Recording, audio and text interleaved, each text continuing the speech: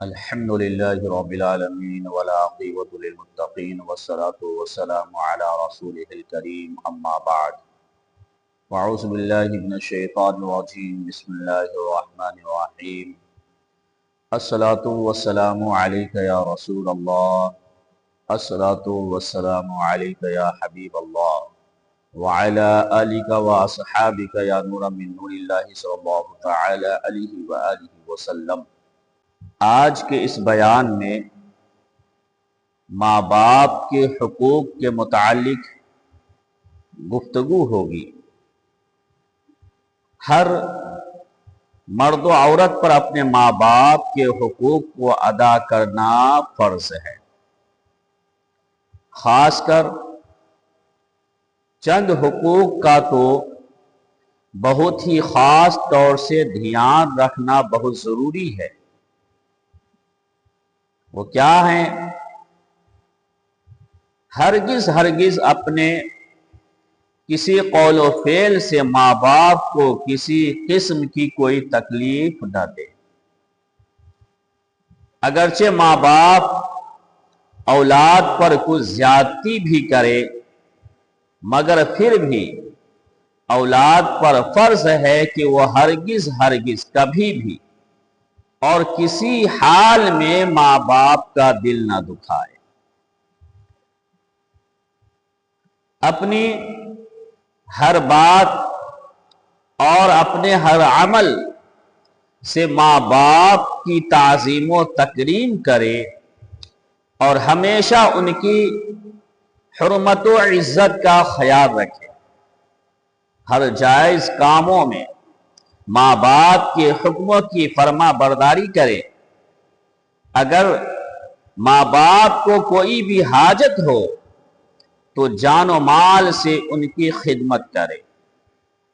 اگر ماں باپ اپنی ضرورت سے اولاد کے مال و سامان میں سے کوئی چیز لے لیں تو خبردار ہرگز برا نہ مانے، نہ اظہار ناراضگی کرے، بلکہ یہ سمجھے کہ میں اور میرا مال سب ماں باپ ہی کا ہے۔ حدیث شریف میں ہے کہ حضور سرور کائنات صلی اللہ تعالی علیہ وآلہ وسلم نے ایک شخص سے یہ فرمایا کہ انت و مالک لابیک، یعنی تو اور تیرا مال سب تیرے باپ کا ہے۔ ماں باپ کا انتقال ہو جائے تو اولاد پر ماں باپ کا یہ حق ہے کہ ان کے لیے دعائے مغفرت کرتے رہیں اور اپنی نفلی عبادتوں اور خیر و خیرات کا ثواب ان کی روحوں کو پہنچاتے رہیں۔ ماں باپ کے دوستوں اور ان کے ملنے جلنے والوں کے ساتھ احسان اور اچھا برتاؤ کرتے رہیں۔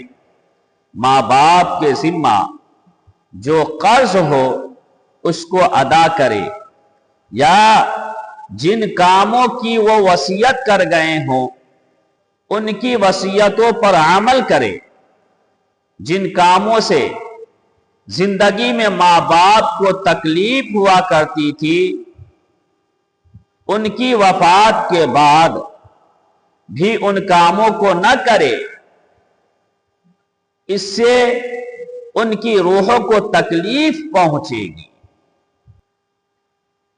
کبھی کبھی ماں باپ کی قبروں کی زیارت کے لیے بھی جایا کرے، ان کے مزاروں پر فاتحہ پڑھے، سلام کرے اور ان کے لیے دعائے مغفرت کرے۔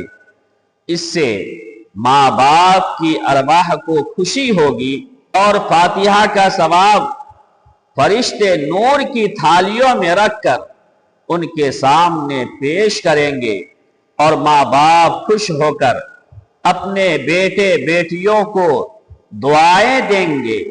دادا دادی، نانا نانی، چاچا پھوپھی، ماموں خالہ وغیرہ کے حقوق بھی ماں باپ ہی کی طرح ہیں۔ यूं ही बड़े भाई का हक भी बाकी के जैसा है। चुनांचे हदीस शरीफ में है कि हुजूर सरवरे कायनात सल्लल्लाहु तआला अलैहि वसल्लम ने इरशाद फरमाया, हक़्क़ु कबीरिल इख़्वती हक़्क़ुल वालिदी अला वलदी, यानी बड़े भाई का हक छोटे भाई पर ऐसा ही है जैसा कि बाप का हक बेटे पर है। इस जमाने में लड़के और लड़कियां माँ बाप के हुकूक से बिल्कुल ही जाहिल और गाफिल है।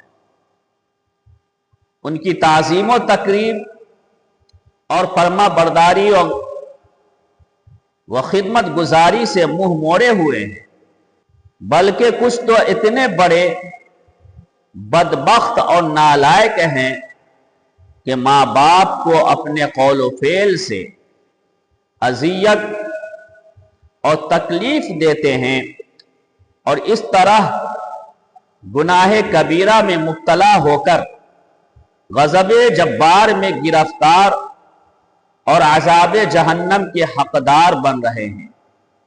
मेरे भाइयों, याद रखो कि तुम अपने माँ बाप के साथ अच्छा या बुरा जो भी सुलूक करोगे, वैसा ही सुलूक तुम्हारी औलाद भी तुम्हारे साथ करेगी।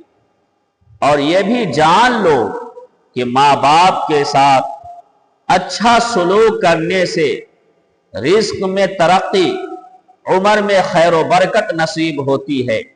और ये अल्लाह तबारक व ताला के सच्चे रसूल सरवरे कायनात सल्लल्लाहु ताला अलैहि वसल्लम का फरमान है, जो हरगिज हरगिज कभी भी गलत नहीं हो सकता। इस बात पर ईमान रखो। माँ बाप के हुकूक के ताल्लुक से सुन लिया,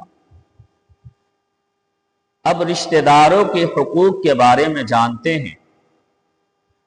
अल्लाह तबारक व ताला ने कुरान शरीफ में और हुजूर सरवरे कायनात सल्लल्लाहु ताला अलैहि वसल्लम ने हदीस शरीफ में बार बार रिश्तेदारों के साथ एहसान और अच्छे बर्ताव का हुक्म फरमाया है। लिहाजा इन लोगों के हुकूक को भी अदा करना हर मुसलमान मर्द व औरत पर लाजिम और ज़रूरी है। खास तौर पर इन चंद बातों पर अमल करना तो लाजमी है। अगर अपने अजीज़ व अक़रबा मुफलिस व मुहताज हो और खाने कमाने की ताकत न रखते हो, तो अपनी ताकत भर और अपनी गुंजाइश के मुताबिक उनकी माली मदद करते रहें। कभी कभी रिश्तेदारों के यहाँ आते जाते भी रहें और उनकी खुशी और गमी में हमेशा शरीक रहें। खबरदार खबरदार, हरगिज हरगिज कभी भी रिश्तेदारों से क़त्अ ताल्लुक करके रिश्ता को न काटें। रिश्तेदारी काट डालने का बहुत बड़ा गुनाह है। हुज़ूर सरवरे कायनात सल्लल्लाहु ताला अलैहि वसल्लम ने इरशाद फरमाया, ला यदखुलुल जन्नत कातिउन, यानी अपनी रिश्तेदारियों से क़त्अ ताल्लुक करने वाला जन्नत में नहीं दाखिल होगा। अल्लाहु अकबर। अगर रिश्तेदारों की तरफ से कोई तकलीफ भी पहुंच जाए तो उस पर सब्र करना और फिर भी उनसे मेल जोल और ताल्लुक को बरकरार रखना बहुत बड़े सवाब का काम है। हदीस शरीफ में है कि जो तुमसे ताल्लुक तोड़े तुम उससे मेल मिलाप रखो, और जो तुम पर जुल्म करे तो उसको माफ कर दो, और जो तुम्हारे साथ बदसलूकी करे तो तुम उसके साथ नेक सुलूक करते रहो। और एक हदीस में यह भी है कि रिश्तेदारों के साथ अच्छा सुलूक करने से آدمی اپنے اہل و عیال کا محبوب بن جاتا ہے اور اس کی مالداری بڑھ جاتی ہے اور اس کی عمر میں درازی اور برکت ہوتی ہے۔ سبحان اللہ۔ ان حدیثوں سے سبق ملتا ہے کہ رشتہ داروں کے ساتھ نیک سلوک کرنے کا کتنا بڑا اجر و ثواب ہے اور دنیا اور آخرت میں اس کے فوائد و منافع کس قدر زیادہ ہے، اور رشتہ داروں کے ساتھ بدسلوکی اور ان سے تعلق کاٹ لینے کا گناہ کتنا بھیانک اور خوفناک ہے، اور دونوں جہاں میں ان کا نقصان اور وبال کس قدر زیادہ خطرناک ہے۔ اس لیے ہر مسلمان مرد و عورت پر لازم ہے کہ اپنے رشتہ داروں کے حقوق ادا کرنے اور ان کے ساتھ اچھا برتاؤ اور نیک سلوک کرنے کا خاص طور پر دھیان رکھے۔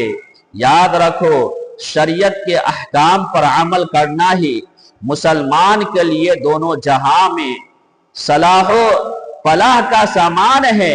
شریعت کو چھوڑ کر کبھی بھی کوئی مسلمان دونوں جہان میں پنپ نہیں سکتا۔ جو لوگ ذرا سی باتوں پر اپنی بہنوں، بیٹیوں، پھوپھیوں، خالاؤں، ماموں، چاچاؤں، بھتیجوں، بھانجوں وغیرہ سے یہ کہہ کر قطع تعلق کر لیتے ہیں کہ آج سے میں تیرا رشتہ دار نہیں اور تو بھی میرا رشتہ دار نہیں، اور پھر سلام کلام ملنا جلنا بند کر دیتے ہیں، یہاں تک کہ رشتہ داروں کی شادی و غمی کی تقریبات کا بائیکاٹ کر دیتے ہیں۔ حد ہو گئی کہ بعض بد نصیب اپنے قریبی رشتہ داروں کے جنازے اور کفن و دفن میں بھی شریک نہیں ہوتے۔ تو ان حدیثوں کی روشنی میں تم خود ہی فیصلہ کرو کہ یہ لوگ کتنے بڑے بدبخت اور بد نصیب اور گناہگار ہے۔ اللہ تبارک و تعالیٰ کی بارگاہ میں دعا ہے کہ مولا ہم سبوں کو قرآن و سنت کے مطابق زندگی بسر کرنے کی توفیق و رفیق عطا فرمائے۔ آمین۔